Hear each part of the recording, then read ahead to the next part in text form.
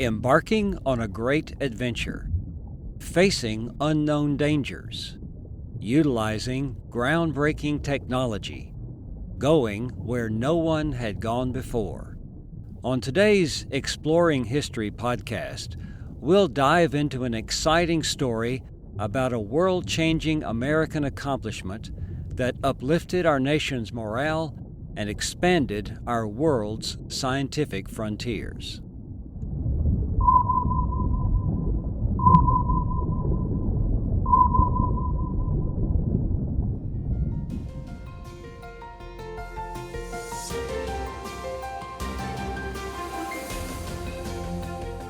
Welcome to Exploring History with Ray Knotgrass, a production of Knotgrass History.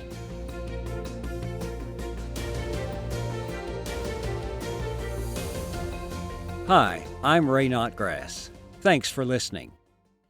When William Anderson enrolled in the U.S. Naval Academy in 1939, he knew he wanted to serve his country on submarines. He did that in the Pacific during World War II and the Korean War. In the 1950s, the U.S. was locked in a Cold War with the Soviet Union. Each side wanted to show that it was preeminent in science, technology, and the military.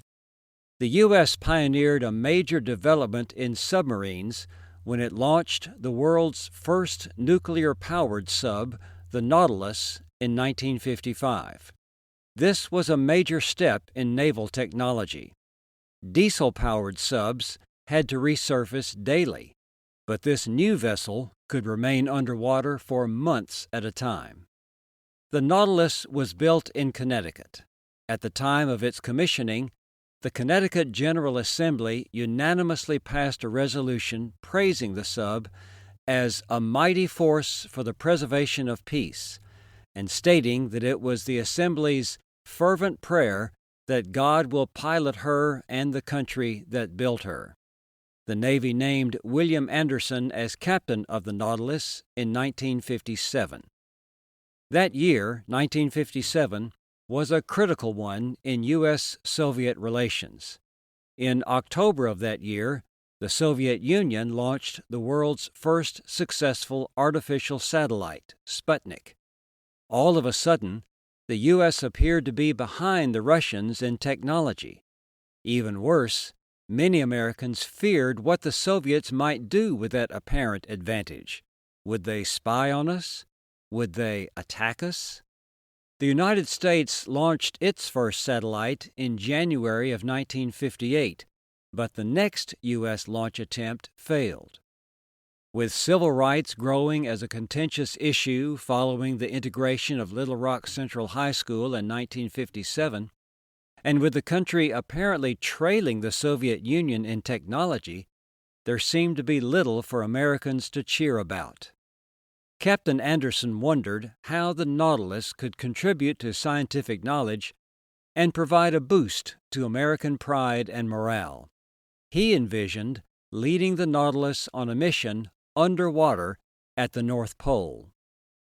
The Arctic Ocean and the ocean floor beneath it were literally uncharted territory.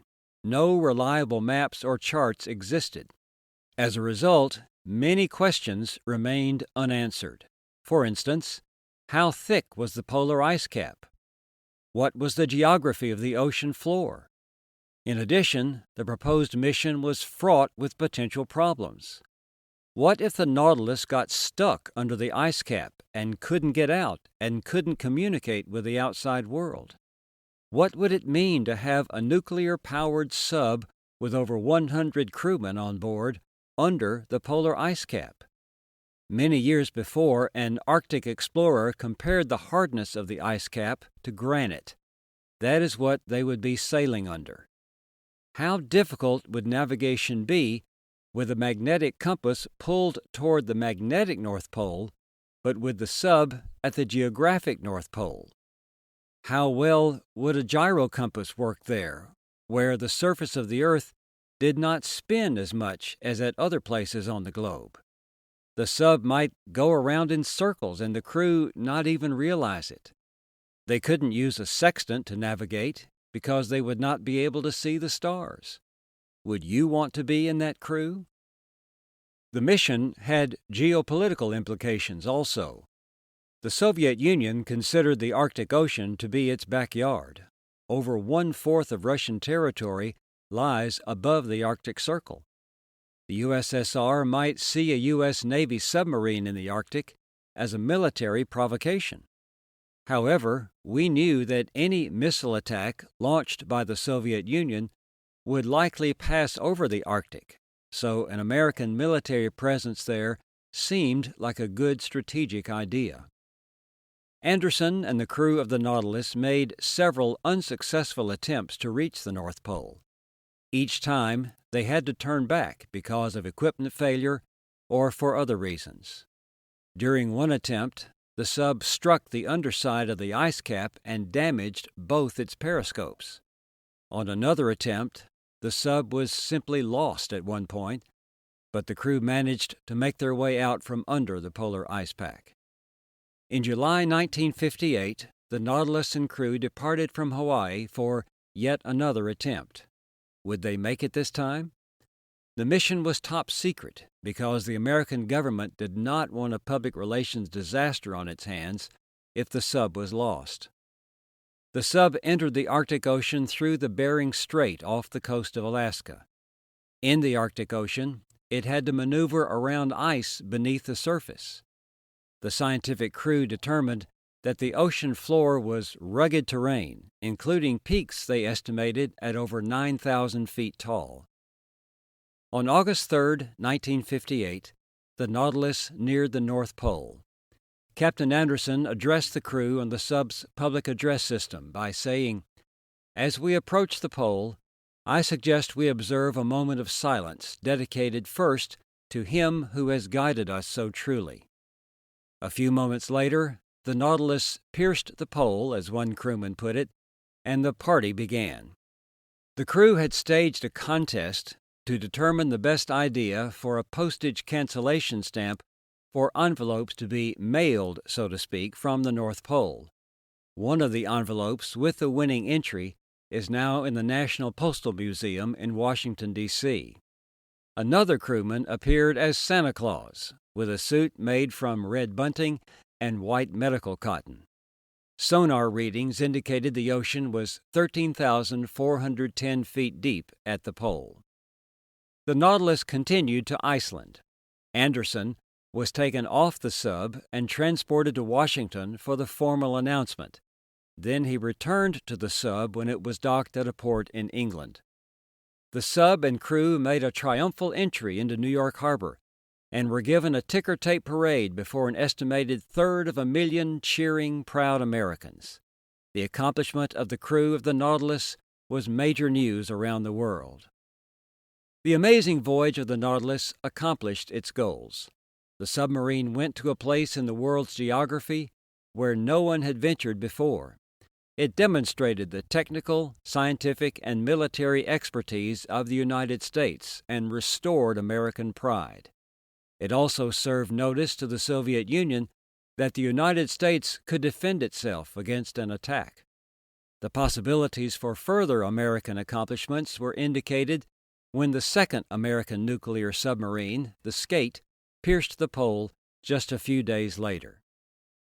The significance of the accomplishment of the Nautilus, Anderson, and the crew continues today. At the time it was built, the Nautilus was America's only nuclear-powered submarine. Today, the entire American submarine fleet is nuclear-powered. The Arctic region continues to be the scene of competition among the countries that border it, especially since it is believed to be the source of considerable mineral deposits. The voyage of the Nautilus clearly staked America's claim as a player in the Arctic. William Anderson soon retired from the Navy and returned home to Tennessee. He later reflected, "God had blessed me in many ways, and I was feeling particularly grateful that evening for each and every one." Anderson served 4 terms as a U.S. Congressman. I have a personal connection to this story. One day, Congressman Anderson came to my hometown and presented to my Boy Scout troop a flag that had flown over the U.S. Capitol, So on that occasion, I got to meet Captain, then Congressman, William Anderson. I tell the story of William Anderson and the Nautilus and their adventure to the North Pole in Exploring World Geography, the high school geography curriculum from Knotgrass. The curriculum includes many other amazing stories of human geography, how human beings and the world's geography interact. The highest compliment that a Navy captain can receive is the praise of his crewmen. When Anderson died, the Navy veteran who had been the navigator on the polar expedition delivered the eulogy. In the printed program distributed at the service, several crewmen had written their thoughts about their former captain. One crewman wrote, "I would have followed him anywhere."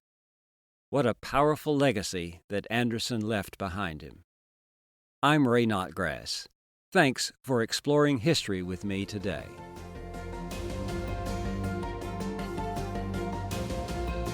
This has been Exploring History with Ray Knotgrass, a production of Knotgrass History. Be sure to subscribe to the podcast in your favorite podcast app, and please leave a rating and review so that we can reach more people with our episodes. If you want to learn about new homeschool resources and opportunities from Knotgrass History, you can sign up for our email newsletter at exploringhistorypodcast.com. This program was recorded and produced by me, Titus Anderson, no relation to William Anderson. Thanks for listening.